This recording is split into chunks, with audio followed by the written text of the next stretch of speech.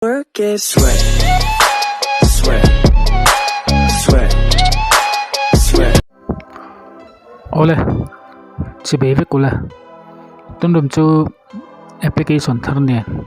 kanon kirla donani. E2 PDF tinita hi mizaun kelat linga mizau E2 PDF mani to ta ni tuna chuanin al download dan hi kan suinga hi description akron da don ni download link hi link ka hin lutang ti chon info na han browser in mo chrome in an browse don ani browser in mo chrome in an browse nga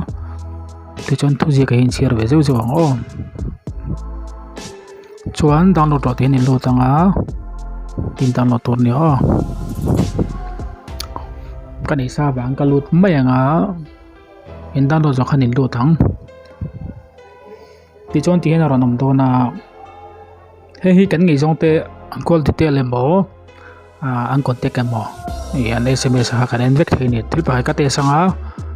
an call lo ka hi kan chin do ni call lok chung chang ti na ta hi call lok chung chang kan na nga ta hianin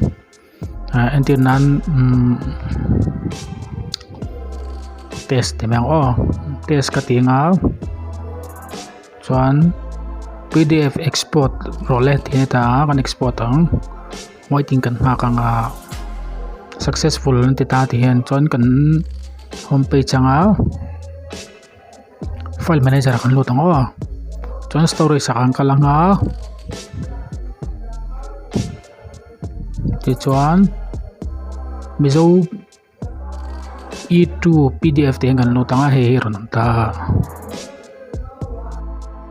chuan in open don ta ni tinaron na mga PDF in the application hanin nga o ti yan ai pi kan pick na song kha lang vek tan ta ni gi zong tan tu ngan bia kha kan ra thei vek ngo ta tang hen o ko kha lonita sela that na chu lo mong ve ta wala hi na lo ding hi karon da thu nga description na dan mang tang kai le vek ton ya khlop tu ka